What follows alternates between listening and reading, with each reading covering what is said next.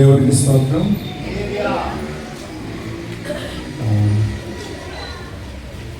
ఒక ఆయన అన్నాడు, మీ గొంతుకి జలుబు చేసిందండి అన్నాడు.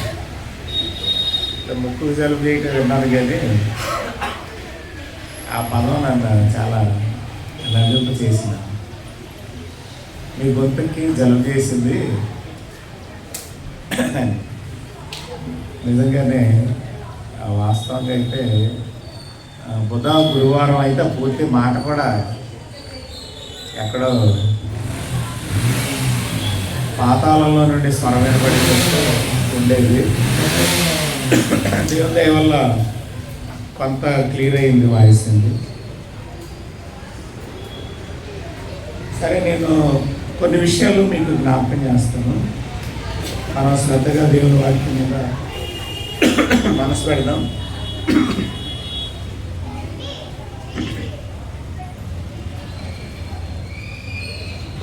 గత వారం మనం ధ్యానించిన విషయాలు ఏంటంటే, ఆయన చేతులు మనలను నిర్మించి మనకి రూపును ఏర్పాటు చేశాయని జ్ఞాపకం చేస్తుంది.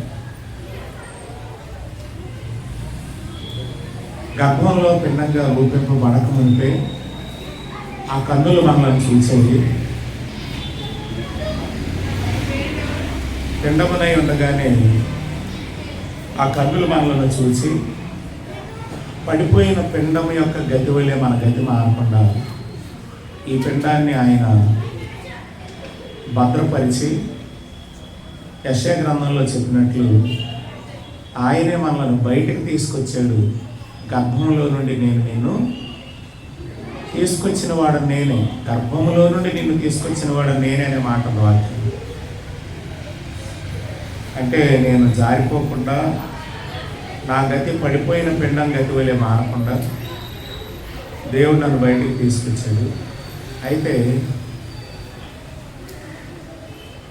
అంత భద్రత మన విషయంలో దేవుడు పొందగలరా? మరి ఈ లోకంలో జన్మించిన తర్వాత, ఈ లోకంలో ప్రవేశించిన తర్వాత మనం దేవుడు మనకి ఇచ్చిన ఆయుష్కాలాన్ని అంతటిని అనుభవించాలి లెక్కల ప్రకారం. కానీ మన దినాలకు మునిపే కొందరు వెళ్ళిపోతున్నారు. అలా జరగడానికి గల కారణం ఏంటంటే, మన దినాలకు మునుపు మనం వెళ్ళిపోవటం అనే మాట ప్రసంగి వాడాడు. అంటే మనకి దినాలు నియమింపబడ్డాయి భూమి మీద. ఆ దినాలను హిజ్కియా ఏమని చెప్పాడంటే, ఉదయము, మధ్యాహ్నము, సాయంత్రం అని చెప్పాడు. అంటే డేతో పోల్చాడు అన్నమాట. అంటే మన బ్రతుకులో ఉదయకాలం అనేది ఒక బాల్యంగా, మధ్యాహ్నం అనేది యవ్వనంగా, అస్తమయం అనేది మన ముగింపు కాలంగా ప్రసంగి హిజ్కియా చెప్తాడు. హిజ్కియా ఎప్పుడు ఆ మాట వాడాడంటే, యెషయా ప్రవక్త వచ్చి చెప్పాడు, నీ ఇల్లు నీవు చక్కబెట్టుకొని, అప్పుడు గోడ వైపు ముఖం తిప్పుకొని కన్నీరు కాసి దేవుడితో మాట అన్నాడు, అయ్యా నీ ఎదుట నేను ఎలా జీవించానో నన్ను జ్ఞాపకం చేసుకొని అది నా టైంలో సంభవించకుండా, నా పిల్లలు అలాగని కూడా అనలేదంటుంది, నా తర్వాత అది నా టైంలో సంభవించనీకు అని. అప్పుడు దాన్ని దేవుడు ఏం చేసిందంటే వారి పిల్లల కాలంలో జరిగేటట్టు చేసాడు. అంటే అదైతే తప్పింపబడలేదు, ఆ పరిస్థితి అయితే తప్పింపబడలేదు. తన కాలంలో జరగకుండా దేవుడు అయితే ఆపేడు. ఎందుకంటే ఆ తర్వాత తన కుమారుల కాలంలోనే నెబుకద్నెజర్ వచ్చాడు. ఏ ఆస్తిని అయితే హిజ్కియా అందరికీ చూపించాడో దాన్ని అంతటినీ దోచుకొని వెళ్ళిపోయి వారి పిల్లలను చెర తీసుకొని పోయారు. కొందరు కత్తివాత హతమైపోయి, కొందరు పురుషులు నపుంసకులుగా చేసేసారు. అంటే వాళ్ళు పురుషత్వాన్ని పాడు చేశారు. మనం రోడ్డు మీద చూస్తుంటాం కదా, ఇజ్రాయెల్ అంటారు, ఆ టైప్లో. అంటే బైబిల్ వాడిన మాట ఏంటంటే నపుంసకులు. చేతులతో కొందరిని నపుంసకులుగా చేసేసారు. ఇలా దేవుని వాక్యంలో అంత దరిద్రం వారికి దాపురించడానికి గల కారణం ఏంటంటే, తన కాలంలో అది ఆగినప్పటికీ వారి పిల్లల కాలంలో జరగాల్సింది ఆగలేదండి. అందుకే మన దినాలు మనకు నియమింపబడతాయి. నియమింపబడిన దినాలను మనం ఖచ్చితంగా అనుభవించాలి. నియమింపబడిన దినములను ఖచ్చితంగా మనం అనుభవించాలి. ఎవరో ఒక ఆయన ఇలా రాశారు, 60లో వెళుతాక బండి మీద ఇంటికి తిరిగి వచ్చినట్ట, 80లో వెళితే ఇదిగో దేవా నా జీవితం అంట, 100లో వెళితే ఉన్న పాటున వచ్చున్నాను నీ సన్నిధికి ఓ రక్షణ. అంటే 100లో బండి వెళ్ళింది అనుకోండి, అర్థం ఏంటి? ఉన్న పాటునే వచ్చేస్తుంది. అలాగా మన దినాల్లో జరగాల్సిన వాటిని దేవుడు ఆపటం చాలా గొప్ప సంగతి. ఖచ్చితంగా నీకు దేవుడు ప్రేమించి నీ టైంలో జరగాల్సిన వాటిని ఆపేసింది. అది చాలా భాగ్యం. అయితే ఆ కీడు రాకుండా అయితే ఆగలేదు. అది వారి పిల్లల తన టైంలో రావటం, అది మీరు చదవండి కావాలంటే.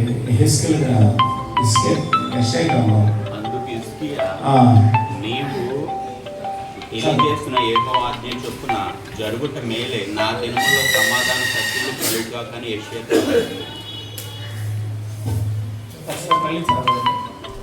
అందుకు హిజ్కియా, నీవు తెలియజేసిన యెహోవాజ్ఞ చొప్పున జరుగుట మేలే, నా దినములలో సమాధాన సత్యములు కలుగుగాకని యెషయాతో అని.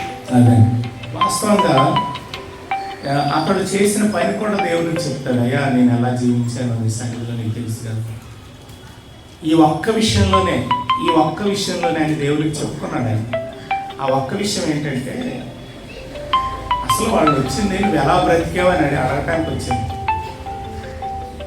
అడగటానికి వస్తే అతడు వాస్తవంగా ఇదిగో ఇక్కడే మోకరించాను, ఇక్కడే నా దేవుడిని నేను అడిగాను, ఇక్కడే కన్నీళ్లు విడిచాను, నన్ను దేవుడు కనికరించి బ్రతికించాడు అని చెప్పాల్సినటువంటి దానిని చెప్పకుండా వచ్చిన వాళ్ళకి అన్నీ చూపించి తన గొప్పతనం అంతా వాళ్ళ ముందు ప్రదర్శించే ప్రయత్నం చేసేది. అదే తన కీడు కుమారుడు. అది మీ గతంలో కూడా గుర్తు చేశాను. అయితే ఇప్పుడు ఈ విషయాలు ఎందుకు చెప్తున్నానంటే, కాలాన్ని హిజ్కియా ఏమన్నాడంటే డేగా పోల్చాడు. చూడండి, మనం గుర్తుపెట్టుకుందాం, మన దినం అనండి, మన దినం అనేది ఉంటుంది. ప్రస్తుత దినాన్ని రక్షణ దినం అంటారు. తరువాత సంఘం కొరకు వచ్చే దినాన్ని ప్రభు దినం అంటారు. అంటే ఇక ఫైనల్గా నిలిచేది ఏంటంటే ఉగ్రత దినం. మన దినం అనేది ఒక దినం కాదు.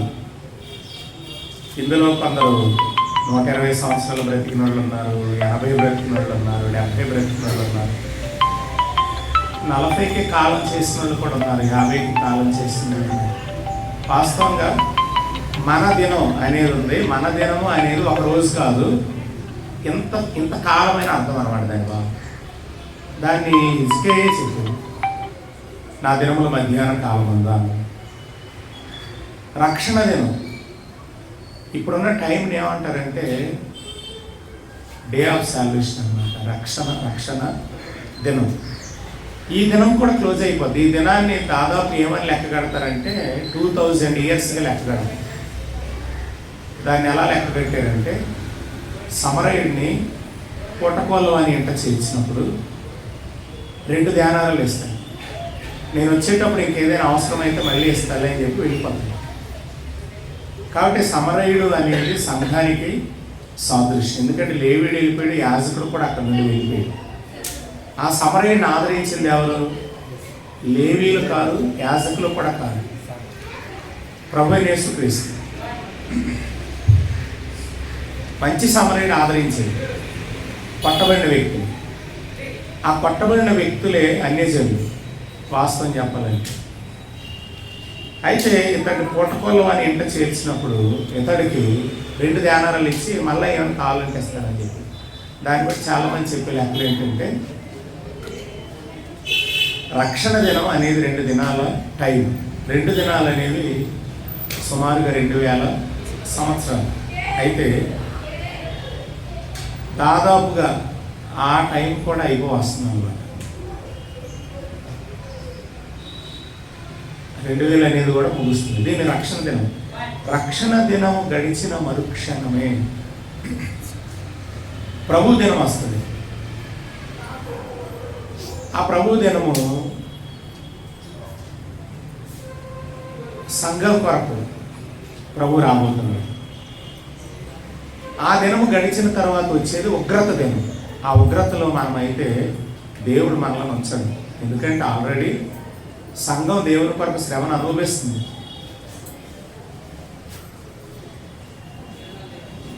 నేను ఒక చోట మాట్లాడుతూ ఒక మాట చెప్పాను, యేసు ప్రభుని నమ్ముకుంటే మనకు అన్ని మేలులేనా కష్టాలు ఉంటాయా?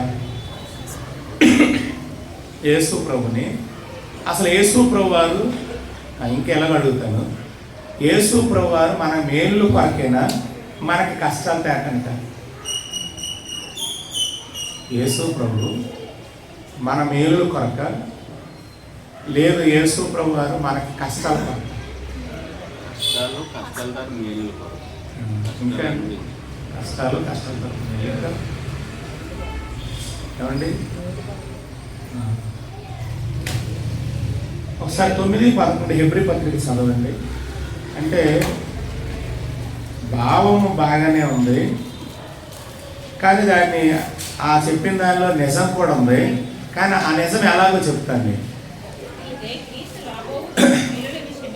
చూడండి, క్రీస్తు రాబోతున్న మేలుల విషయమై ప్రధాన యాజకుడిగా వచ్చి సంపాదించి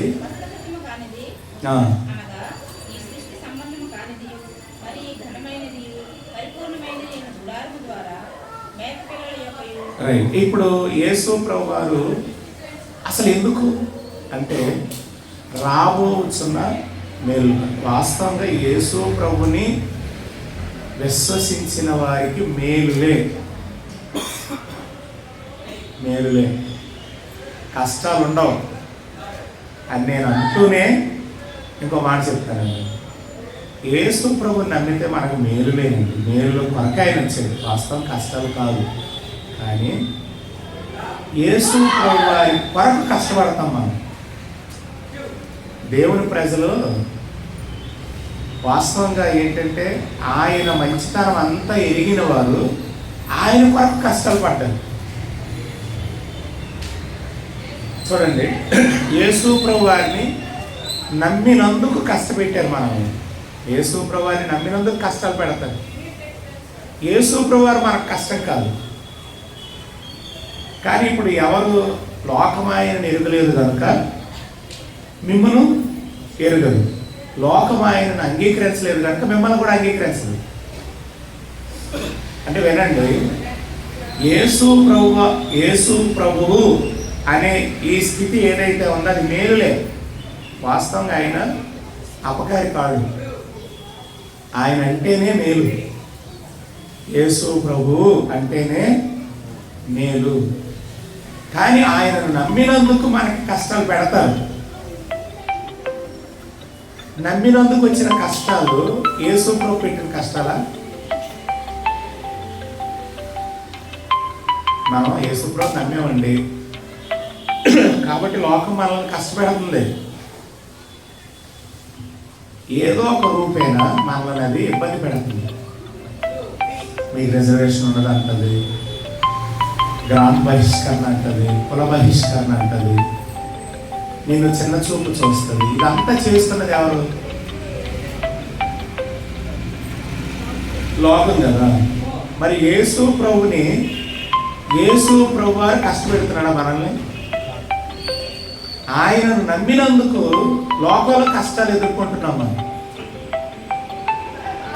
వాస్తవంగా యేసు ప్రభు వారు కష్టపెట్టే మనిషి, హింస పెట్టే మనిషి కాడు.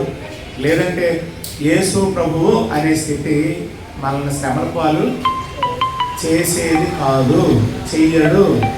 ఆయన వచ్చిందే మన మేలుల కొరకు. అంటే మనం సంగతిని పరిష్కారంగా విభజించి అర్థం చేసుకోవాలి. నేను నమ్ముతున్నది ఏంటంటే యేసు ప్రభుని నమ్మితే యేసు ప్రభువు అనే ఆ స్థితి నా మేలులే తప్ప నా కష్టాలు కాదు. కానీ లోకం ఆయన ఎరుగలేదు కనుక మనలను కూడా లోకము ఎరగదు. ఆయనను నమ్మినందుకు కష్టపెడతారు మనం. ఇప్పుడు ఎదుర్కొంటున్నది ఏంటి దేశంలో? మన దేశంలో ఎదుర్కొంటున్నది ఏంటి చెప్పండి? యేసు ప్రభువుని నమ్మినందుకు మనకు రిజర్వేషన్ లేకుండా చేయాలని ప్లాన్ జరుగుతుంది. ఇప్పుడు రాజ్యాంగాన్ని మార్చాలి. నమ్మినందుకు కుల బహిష్కరణ చేయాలి. నమ్మినందుకు గ్రామ బహిష్కరణ చేయాలి. నమ్మితే సమాధులలో కూడా వీళ్ళకి చోటు ఇవ్వదు. ఇప్పుడు ఈ కష్టాలన్నిటికీ కారణం ఎవరు చెప్పండి? ఎరుగని లోకమే కదా యేసు ప్రభు ఈ కష్టాలకి. కానీ యేసు ప్రభుని నమ్మినందుకు యేసు ప్రభువాన్ని నమ్మిన మనం ఆయన కొరకి కష్టాలు అనుభవించడానికి రెడీ అయిపోతుంది. ఇప్పుడు నీకు ఇంకో చాయిస్ ఉంది. ఇవేవి పడకుండా తప్పించుకునే అవకాశం ఉందా నీకు? ఉందా? లేదు. ఉంది. ఏమనొచ్చు? ఆ యేసు ప్రభు నేను త్యాగను, ఆయన అంటే నాకెవరు తెలియదని నిన్ను ఎవడ కష్టపెడతారు చెప్పండి?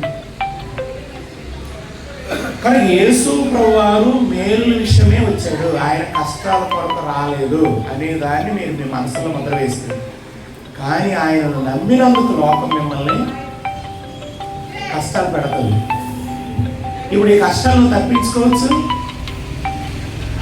ఆ మంచి ఆ ప్రేమను ఎరిగి ఆ కష్టాలను ఎదుర్కొని నిలబడవచ్చు.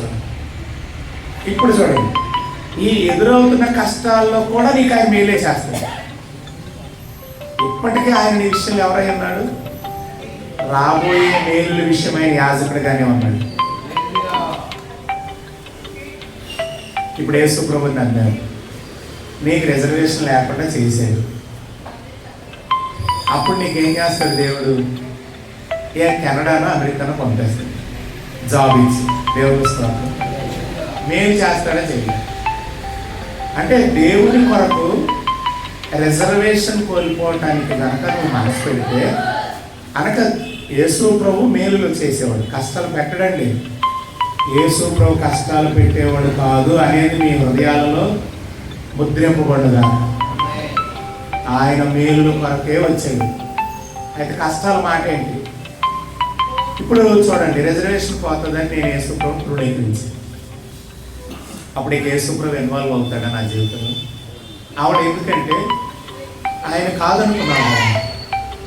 కాబట్టి ఇదేంటంటే ఆయన కొరకు నువ్వు పడే కష్టం. చూడండి, మీకు అర్థమవటానికి ఒక మాట. చాలా మంది యేసు ప్రభువా త్వరగా రా అని ప్రార్థన చేస్తున్నారు. ఎవరైనా ఇక్కడ యేసు ప్రభువా త్వరగా రా అని ప్రార్థన చేస్తున్నారు? చేయట్లేదా?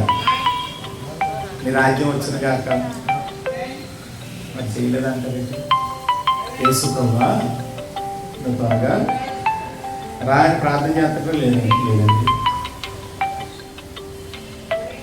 నిజంగా మీరు గుండెల మీద చేసుకుని చెప్పండి, యేసు ప్రభువా నువ్వు త్వరగా రా అని ప్రార్థిస్తున్న వాళ్ళు, యేసు ప్రభు వచ్చేస్తే బాగుండు అని అపేక్షిస్తున్న వాళ్ళు, నిజంగా చెప్పండి, ఈ భూమి మీద అప్పులు బాధలు పడలేక త్వరగా రా అంటున్నారా? నిజంగానే ఆయనను మీరు త్వరగా రమ్మని అడుగుతున్నారు? లేదు. ఈ భూమి మీద ఉన్న రోగం నన్ను బాధిస్తూ ఉంటే ఈ బాధ పడలేకపోతున్నారు, ఆయన వచ్చేస్తే బాగుండు అని మీరు అడుగుతున్నారా? నిజంగా ఆయన రావాలని కోరుకున్నారు. వాస్తవంగా ఈ అపేక్ష అంతా కూడా మరణ భయంలో నుండి, ఇబ్బందుల్లో నుండి చేసేదే. యేసు ప్రభుని రమ్మని అడిగేవాళ్ళు అందరూ రాజ్యకాంక్షతో కాదండి. ఈ భూమి మీద కష్టాలు పడలేక, రోగాలతో పడలేక, అప్పులతో పడలేక, నిజంగా వాళ్ళు పెట్టే మా బాధలు, వీళ్ళు పెట్టే బాధలు సహించలేక ఎందుకు వచ్చిన జీవితంరా నువ్వు వచ్చి ఆయన అడిగేది వాస్తవంగా లేఖనానుసారము, వాక్యానుసారం కాదు. కనుక అనేక మంది ప్రభువా త్వరగా అని అడుగుతున్న వాళ్ళు అందరూ ప్రభు మీద ప్రేమ కాదు, ఇది ఈ భూమి మీద బాధలు పడలేక. సరేనండి, యేసు ప్రభు మీరు గుర్తుపెట్టుకోండి, మేలుల కొరకు వచ్చిన వాడే. యేసు ప్రభుని నమ్మితే కష్టాలు, యేసు ప్రభు కష్టాల కొరకు వచ్చిన వాడు కాడు. కానీ ప్రభువు నమ్మినందుకు కష్టాలు మనం ఎదుర్కోవాల్సి వస్తుంది. ఇప్పుడు వినండి, ఇప్పుడు నీకు రిజర్వేషన్ తీసాడు, జాబ్ రాలేదు, నీకు దేవుడు ఏం చేస్తాడు? ఆయన కొరకు అనుభవిస్తున్నావుగా కష్టం. ఇప్పుడు కూడా ఆయన నీకు మేలే. ఇలా నువ్వు ఎప్పుడైతే ఎదురొడ్డి నిలవబడ్డావో ఆయన నేను ఏ దేశంలో పంపించవచ్చు. లేదా ఏదన్నా ప్రైవేట్ కంపెనీలో నీకు ప్రత్యేకమైన విభాగంలో అవకాశం ఇవ్వచ్చు. లేదంటే నీ తొట్టిలో పిండి అవ్వకుండా బుడ్డీలో నూనె అవ్వకుండా చేయొచ్చు. చూడండి, చాలా భాగ్యాలు చెప్తాను కదా, భాగ్యాలు. ఆ భాగ్యాల్లో ఒక భాగ్యం ఏంటి? ఆరోగ్యమే. నీకు ఆరోగ్యం ఇచ్చేవచ్చు, నీకు ఏ జబ్బు లేకుండా చేయవచ్చు. ఇప్పుడు కూడా నీకు ఆయన మేలే. యేసు ప్రభువు, గుర్తుపెట్టుకోండి, కష్టాల కొరత రాలేదు. మరొకసారి చెప్తాను, ఆయన రాబోచున్న మేలు లేదు. అంటే రాబో అంటే అర్థం ఏంటి? నెక్స్ట్ క్షణం. ఇప్పుడు ప్రధాన యాజకుడిగా వచ్చాను ఉంది కదా, ఆల్రెడీ ప్రధాన యాజకుడే కాదు ఆయన. అంటే ఇంకెప్పుడో ప్రధాన యాజకుడు అవుతాడంటే ఎప్పుడో మేలు వస్తాయని అర్థం. ఆల్రెడీ ఆయన ప్రధాన యాజకుడు అంటే అర్థం ఏంటి? ఇప్పుడు ప్రతి క్షణం నీకు వస్తున్నంత దేవుడు ఏం చేస్తాడు? మేలుగానే చేస్తాడు. మరి కష్టాలకు మూలం ఏంటి? అదే మనం కూర్చొని ప్రభువుని అడగలయ్యా, నువ్వు మేలు కొరకు వచ్చావు, నాకు ఎందుకే కష్టాలంటే దేవుడు ఖచ్చితంగా మనకు బయలుపరుస్తాడు. అరే కొడక, వాళ్ళు వచ్చి చూడాలనుకున్నది ఏంటి, నువ్వు చూపించింది ఏంటి? ఇందుకే వచ్చింది నీకు కష్టం అంటే ఇది ఎవరు తప్పు? ఇది కనుక మనకి కష్టాలు ప్రభువుని బట్టి కాదు. చాలామంది యేసు ప్రభువుని వదిలేస్తున్నారండి. ఎందుకో తెలుసా? యేసు ప్రభువుని నమ్మేక అన్నీ కష్టాలేనండి అని అంటారు. అది అబద్ధం. యేసు ప్రభు అయితే ఒకటి నిజమా వచ్చేది, ముందు చెప్పాను కదా, నీకు అందరూ వ్యతిరేకంగా మారిపోతున్నారు, అక్కడ నువ్వు నిలబడలేకపోతున్నావు. యేసు ప్రభు నమ్మితే అన్నీ కష్టాలేనండి అని అంటే అందులో అర్థం నువ్వు చెప్పిన మాట నిజమే. యేసు ప్రభు నమ్మినందుకు ఇప్పుడు నిన్ను లోకం కష్టపెడుతుంది.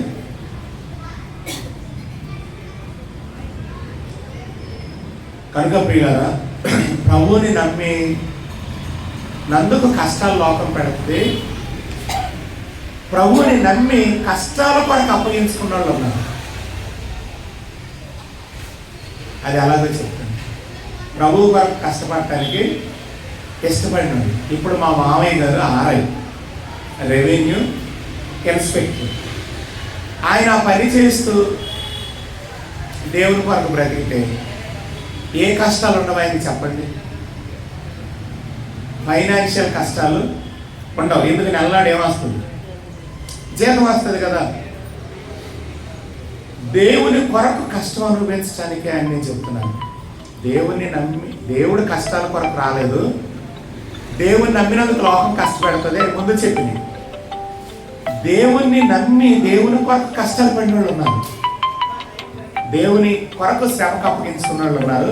ఇప్పుడు అందులో నేను చెప్పేది ఏంటంటే, ఆయన ఒక ఆర్ఐ, రెవెన్యూ ఇన్స్పెక్టర్, ఉద్యోగం విడిచి సేవకు ఇచ్చింది. చివరికి ఏ పరిస్థితి అంటే, అమ్మ నేను మిమ్మల్ని చదివించలేను, దేవుడు మిమ్మల్ని చదివిస్తే చదవండి, లేకపోతే మానేయండి. మీరు నమ్మండి, ఈ భూమి మీద చదివి బాగా చదివిన వాళ్ళు ఏ పొజిషన్లో ఉన్నారు, వాళ్ళు కూడా ఇప్పుడు అదే పొజిషన్లో ఉన్నారు. వాళ్ళకేం తక్కువ అవ్వదు. ఇప్పుడు మా బామ్మర్ది స్థితి చాలా సూపర్ అన్నమాట. మా అందరిలో చాలా టాప్. అలాగే మా విషయంలో దేవుడు ఏం తప్పించింది. మా మరదలు ఉంది కదా, రెండవ అమ్మాయి, అసలు ఆవిడ లైఫ్ కూడా చాలా గొప్పది. అంటే ఇప్పుడు దేన్ని లెక్కేస్తారు చెప్పండి? లోకంలో డబ్బులు ఉన్నాయా, బాబా, ఇదే కదండి లోకానికి కావాల్సింది. అంటే ఆ విషయంలో దేవుడు ఏం తక్కువ చేయలేదు. కలెక్టర్ గారు ఏమన్నాడంటే, సాక్ష్యానికి వచ్చినప్పుడు, మా మామయ్య, నీకు ఎవరికైనా గుర్తుందో లేదు నాకు తెలియదు కానీ, నేను ఇంత మందిరం కట్టానని మా మామయ్య చెప్పాడు.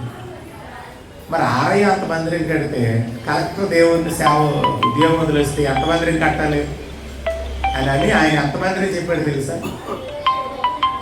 ఇప్పుడు ఆర్ఐ మందిరం 10 అడుగులు అయితే కలెక్టర్ మందిరం 40 అడుగులు. ఆ లెక్కల్లో చెప్పాడు ఆయన మందిరం పొడవు వెళ్ళదు.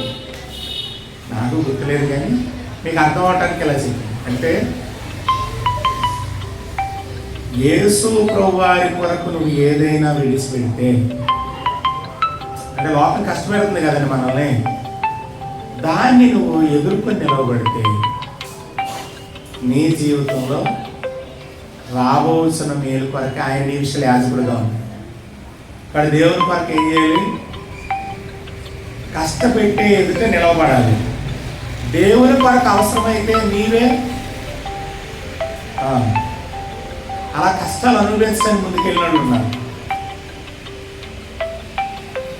ఇప్పుడు నేను చెప్పింది మా ఫ్యామిలీలోనే, ఇప్పుడు మా వాళ్ళు అలాగే ఎంతోమంది దేవుని కొరకు ఏమంటే వాళ్ళు నిజంగా ఆయన ఒక ఆరైగా ఉన్న ఈరోజు అంత సంపాదించలేము. అంటే దేవుడు ఎవరికి బ్యాలెన్స్ ఉంచుకోడు కదా, బ్యాలెన్స్ ఉంచుకుంటాడు. ఒక అప్పం ఏలియాకి పెడితేనే, మొదటి అప్పం తెచ్చి ఏలియాకి పెడితేనే దేవుడు ఏం చేసాడు? తొట్టులో పిండి అవ్వలేదు, బుడ్డిలో నూనె అవ్వలేదు. ఒక అప్పం ఇస్తే అంటే ఎవరి లెక్కలు ఆయన ఉంచుకునేవాడు కాదు.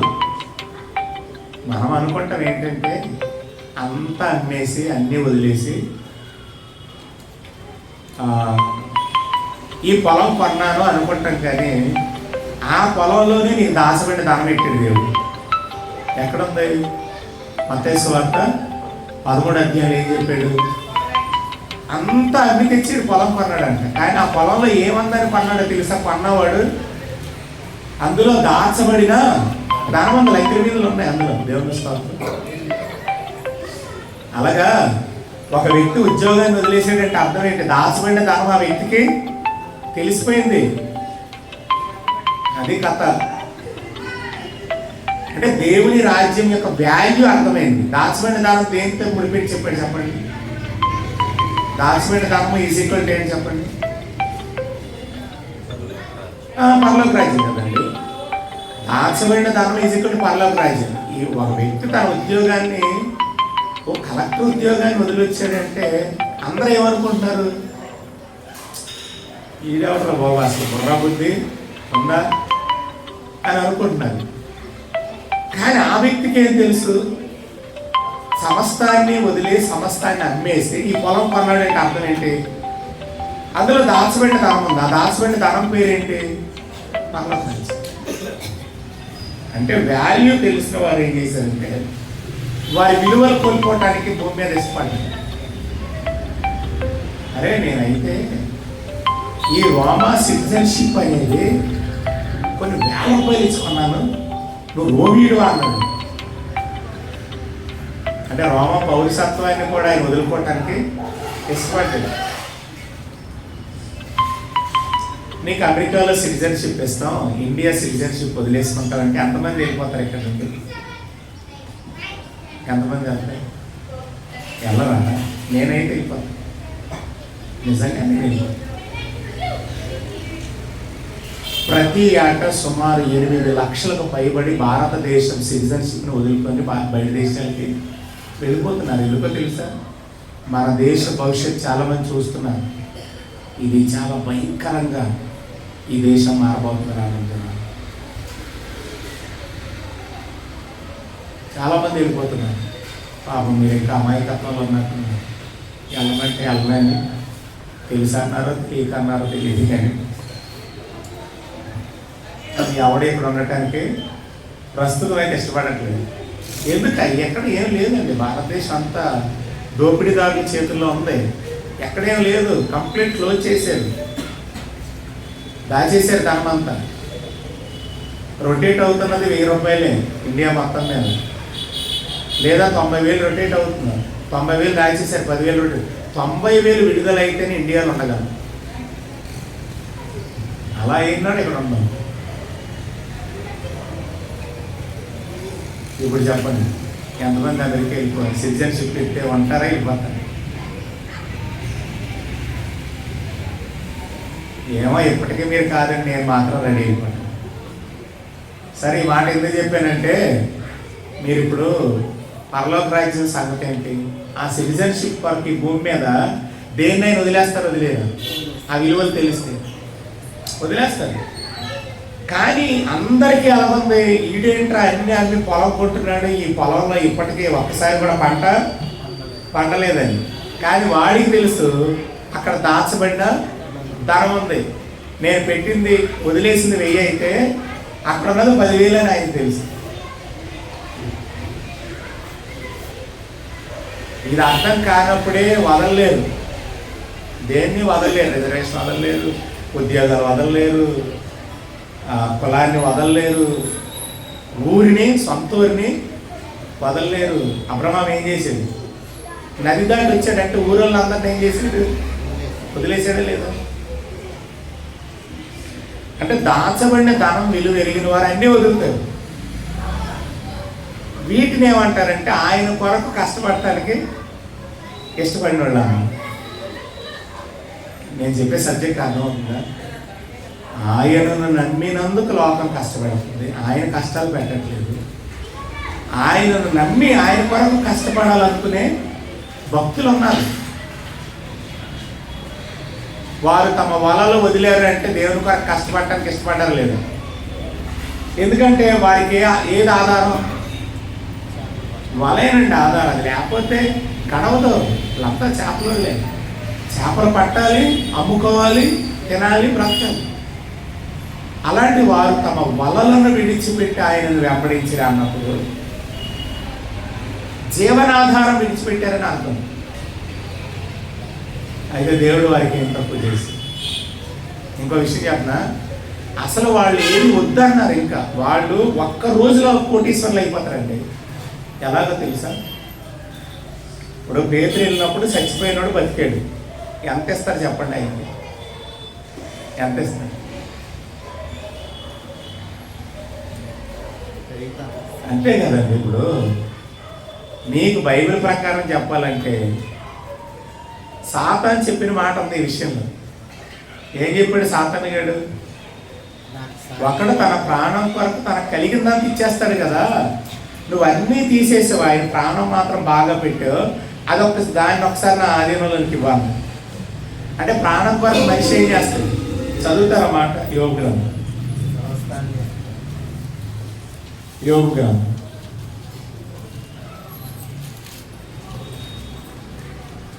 మొదటి 2వ అధ్యాయం.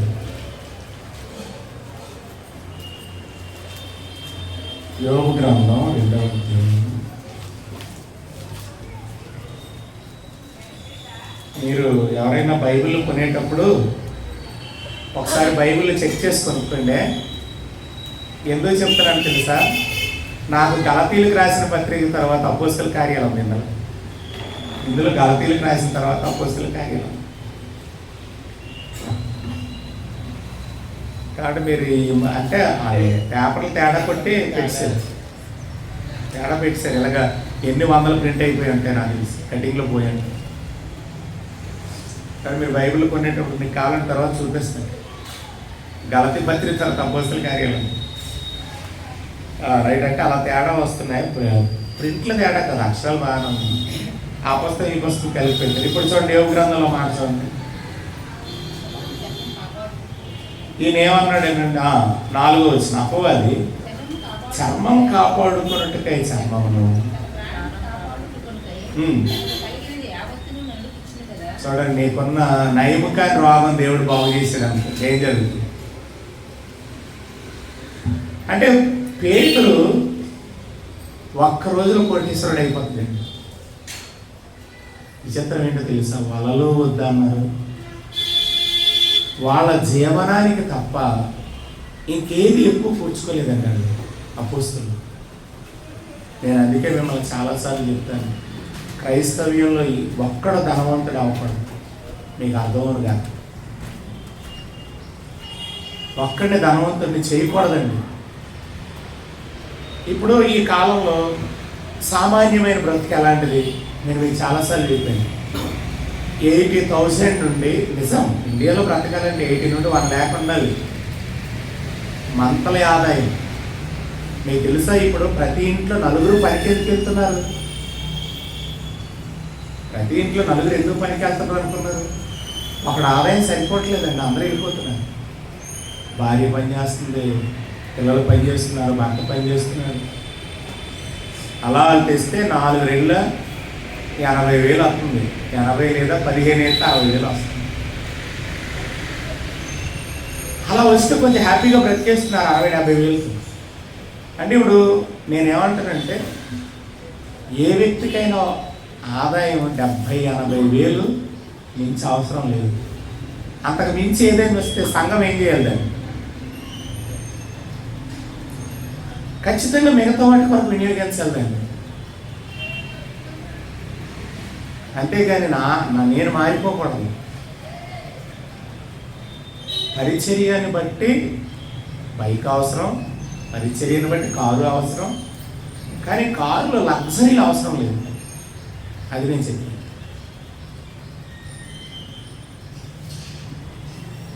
నేను ఎప్పటికీ నాకు మైలేజ్ వచ్చే బళ్ళే కావాలనుకుంటాను. ఇప్పటికీ బండి మీద కూడా పెట్టాలని నాకు ఇష్టం. నా పిల్లలు బండి కొనుక్కున్న వాళ్ళ కష్టం అండి. దేవుని సన్నిధిలో చెప్తున్నాను, వాళ్ళు కష్టం చేసి కొనుక్కున్నాను.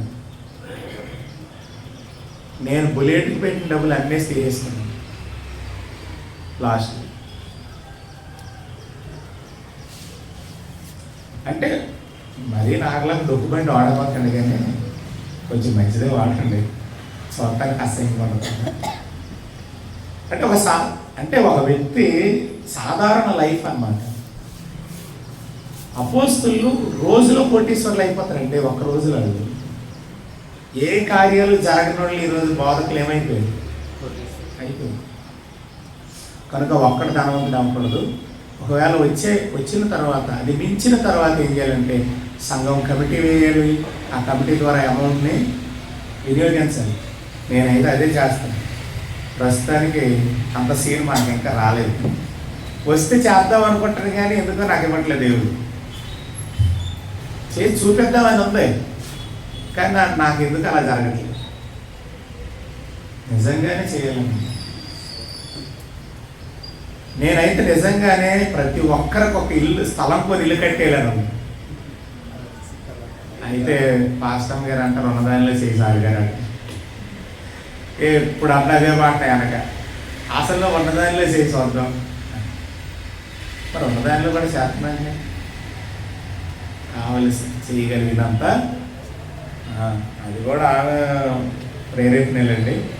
పోన్లేండి. అయితే విషయం ఏంటంటే, ఎందుకో దేవుడు అనుకున్నాను డెవలప్ అయ్యి బాగా దేవుడు ఇస్తే మామూలుగా చేసేది ఏంటి, ఎక్కువే చేద్దామని. కానీ ముందుకు బండి వెళ్ళట్లా. కాబట్టి మీ అందరికో మాట చెప్తున్నాను, మీరు సంఘక్షేమాభివృద్ధి కొరకు ప్రయాసపడి, మీ పిల్లల కొరకు మీరు ప్రయాసపడి. అంటే నేనున్న కాలంలో, నేను నా భార్య ఉన్న కాలంలో ఆ పని అయితే చేస్తాను. మా సాయి శక్తిలో మీకు హెల్ప్ చేస్తాను, సహాయకులు ఉంటుంది. మాట ఇస్తున్నాను దేవుని సన్నిధిలో. ప్రభునందు మిక్కిలి ప్రియులారా, దీని అభివృద్ధి కొరకు మీరు ప్రయాసపడండి. ఖచ్చితంగా మేము మీకు ఉపయోగపడతాం. లేదంటే మా బ్రతుకు మేము బ్రతికి లోకాన్ని ఇడిచి వెళ్ళిపోతాం. మాకేం తక్కువ అవ్వదు, దేవుడు మాకేం తక్కువ చేయదు. ఆల్రెడీ ఆ పేరు ఖ్యాతి దేవుడు ఇవ్వటం మొదలుపెట్టాడు. 2025ని నేను వాస్తవంగా ప్రార్థన చేస్తున్నప్పుడే ఒక స్పష్టమైన ప్రత్యక్షతతో ప్రేయర్ వచ్చింది. ప్రాస్పరస్ ఇయర్గా మా ఫ్యామిలీ వరకు వచ్చింది నాకైతే. అంటే దీవింపబడితే అర్థం ఏంటి? సంఘాన్ని దేవుడు మాకు కుటుంబంగా ఇచ్చాడు కదా. దాన్ని నేను ఎలా లింక్ చేశానంటే, సంఘంలో ఉన్న వారిని కూడా దేవుడు దీవించడం మొదలైంది. చాలా స్పష్టంగా ఆ రోజు నేను ఆనందించాను. అసలు ఆ రోజు రికార్డింగ్ ఉంటే మీరు వినొచ్చు, లేదనుకుంటా. కానీ ఒక స్పష్టంగా 2025 అనేది ఒక బ్లెస్డ్ ఇయర్గా నేను చూశాను, ప్రార్థనలోనే చూశాను. దేవుడు చేయబోతున్నాడు, మన మధ్య చాలా కార్యాలు చేయబోతున్నాడు. అదే నిజం. ఎదురు చూద్దాం. మరి సమయం అవుతుంది. అయితే ఈరోజు మీకు చెప్పాలనుకునే మాట ఏంటంటే, దేవుడు యేసు ప్రభు వారంటేనే మేలులండి.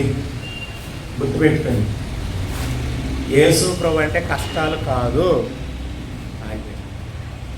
యేసు ప్రభు అంటే కష్టాలు కాదు. ఇది నిజం, మీరు నమ్మితే ఇది నిజం. కానీ కష్టాల మాట ఏంటో చెప్పాను. ఒకటి, లోకం మనల్ని బాధపెడదు, ఆయన ఎరగదు, మనల్ని ఎరగట్లేదు.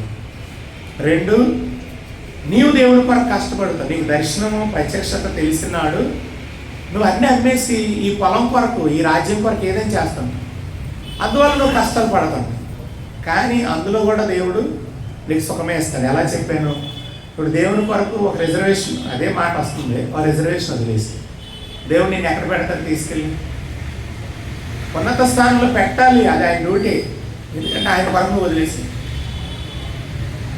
ఇక ఆయన రెస్పాన్సిబుల్, ఆయన బాధ్యత, చేసి తీరుతాడు. ఒక మాట చెప్పిన, చేయటానికి చచ్చిపోయాడు అంతే.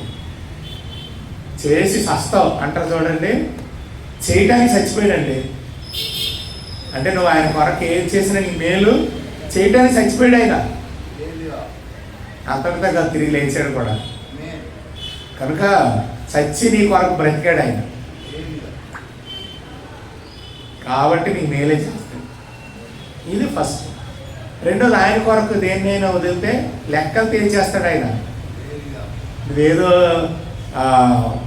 10 రూపాయలు దేవునికి ఇస్తుంటే 10% అంటాం కదా, నువ్వు ఇస్తుంటే ఆయన బుక్ చేసి మర్చిపోయేవాడు కాడు. నేను లెక్కలు తేల్చేస్తాడు, నీకు ఉంచుకోడు ఆయన. నువ్వు ఎక్స్ట్రాగా చేస్తే లెక్కలు తేల్చేస్తాడు. నేను మీకు చాలాసార్లు చెప్పాను, అమెరికాలో ఒక మీటింగ్ జరుగుతున్నప్పుడు బాలసుందరం అని ఆయన చెప్పాడు. ఢిల్లీలో ఉంటాడు, వెస్ట్ గోదావరి ఉంటుంటే ఢిల్లీ వెళ్ళి సేవ చేస్తున్నాడు ఆగ్రాలో. ఆయన్ని అమెరికా పిలిచినాడు, ఆ మీటింగ్ పెడితే అక్కడ 2 రకాల ప్రజలను కూర్చోబెట్టారు యవనస్తులు. అంటే వాళ్ళందరూ 2 రకాలుగా ఆయనకు అర్థమయ్యేది. ఈరోజు మీరు ఈ పొజిషన్లో ఉండడానికి కారణం ఏంటంటే, ఒకరిచ్చిన స్టేట్మెంటు, మా తల్లిదండ్రులకి ఏం లేదండి, వాళ్ళు సంఘంలో పరిచర్యలన్నీ చేసేవాళ్ళు అండి అన్న. ఒకరేం చెప్పారంటే, మా తల్లిదండ్రులు వారి ధనంలో నమ్మకంగా ఉన్నారండి. 2, పరిచర్యలు కూడా ఏదైనా దేవుని కొరకాలు చేసేవాళ్ళండి అని చెప్పారట పిల్లలు. ఇది బాలసుందరం గారు, ఆగ్రా, ఆ వ్యక్తి వెస్ట్ గోదావరి మండపేటలో జరిగిన మీటింగ్లో చెప్పాడు మాట. అంటే ఏది కల్పించి చెప్పట్లేదు అని చెప్పడానికి మీకు ఆధారాలు చూపిస్తున్నాను. కనుక పరిచర్య చేస్తే ఫలం పోదు, దేవుని కొరకు ఖర్చు అయితే ఫలం పోదు. వాళ్ళు చెప్పారు, మా పిల్లలు, మేము ఈరోజు పిల్లలు చెప్పారు, ఈరోజు మేము ఈ స్థితిలో ఉండటానికి మా తల్లిదండ్రులు మేము ఎరుగుదాం వాళ్ళు ఎలా ఉన్నారు దేవుని విషయం. అంటే వాళ్ళు దేవుని కొరకు కష్టాలు పడటానికి ఇష్టపడ్డారు. ఇప్పుడు లెక్కలు దేవుడు తేలుస్తాడు, తేల్చదు పక్కాగండి. ఎవరి హోదాలో వారు త్యాగాలు చేస్తే ఆ హోదాకి 10 అంతలు ఇస్తాయి. చివరికి మాట చదువు ముగిద్దాం. ఇప్పుడు మనం చదివినటువంటి వాక్యంలో లామేద్లో 89వ చదవం లామేద్లో. లామేద్ అనేది అక్షరం ఆ లెటర్లో ఉంటుందంటే కాపరిలా ఉంటుంది అన్నమాట. కాపరి. ఒకసారి మాట చదవండి.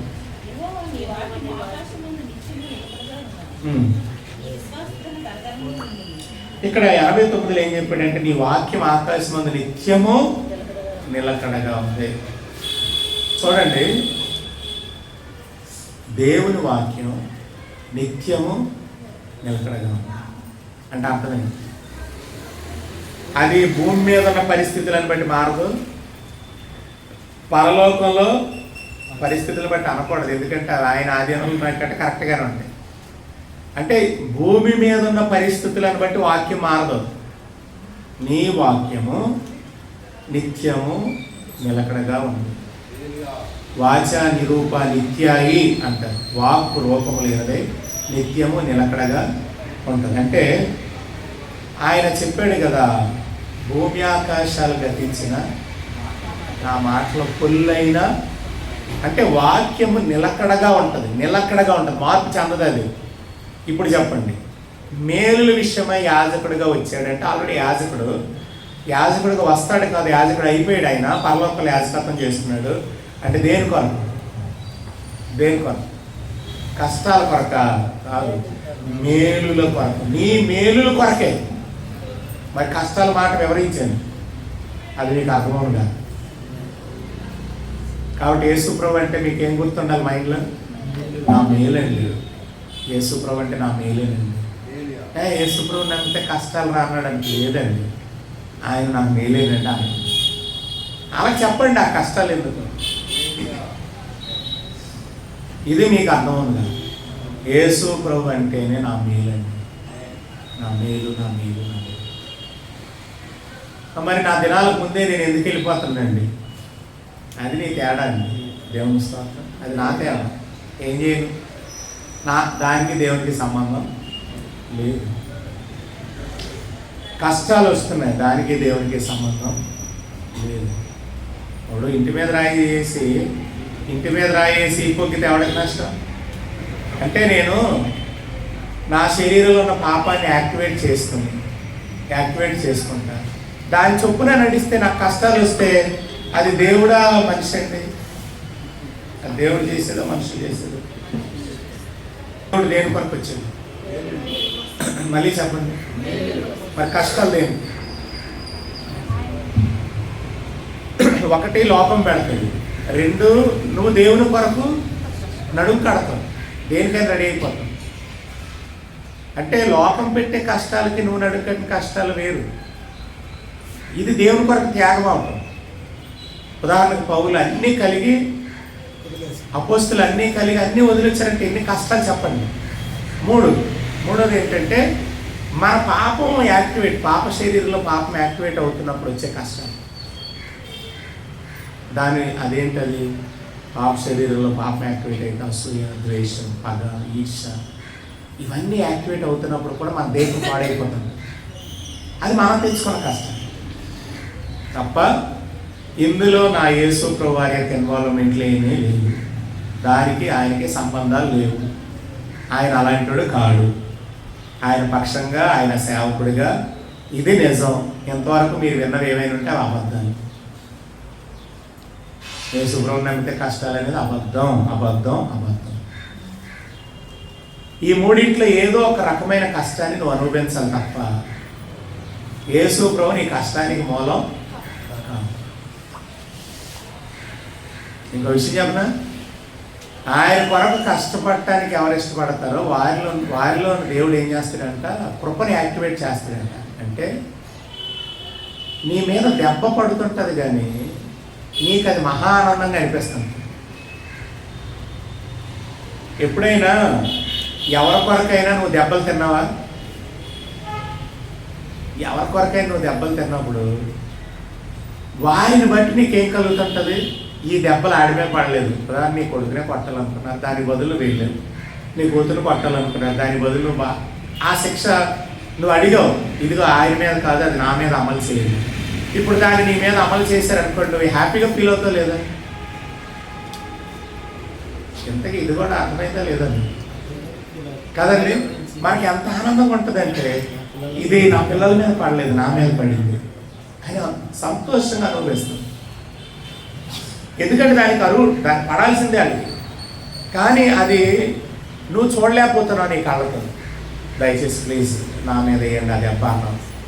వాళ్ళు దానికి అంగీకరించి నీ మీద వేసేది. నీ మీద దెబ్బ పడుతుంటే బాధ కలుగుతుంది, కానీ నీకేమనిపిస్తుందో తెలుసా? నా కొడుకు తప్పింపబడ్డాడు చాలా హ్యాపీ ఫీల్ అవుతాం మనం. అంటే అసలు ఆయన అర్థమైనప్పుడు పడే కష్టాలు ఏవైతే ఉంటాయో దాన్ని ఏమన్నాడంటే కృప అన్నాడు. మీ అందరికంటే ఎక్కువగా నేను శ్రమ పడ్డాను, అయినా ప్రయాసపడింది, శ్రమపడింది నేను కాదు, నాకు తోడై ఉన్న ఆయన. ఇదే రియాలిటీ. కాబట్టి ఇప్పుడు తప్పుడు మాట ఏంటి చెప్పండి? ఆయన నమ్మితే కష్టాలనే దానిలో నిజం ఉంది, కానీ వివరణలో తప్పు ఉంది. ఆయన నమ్మితే కష్టాలు అనేది నిజమే, కానీ వివరణలో తప్పు ఉంది. అది కనుక వివరిస్తే వాస్తవంగా ఆ కష్టాలు దేనికో మనకు అర్థం. దేవుని స్తోత్రం. ప్రియులారా, మీరు మరి మా మాట అంగీకరించి త్వరగానే సన్నిధికి వచ్చారు. నేను కూడా ముగిస్తున్నాను. దేవుడు మిమ్మల్ని ఇప్పుడు చదివిన మాట ఏంటి?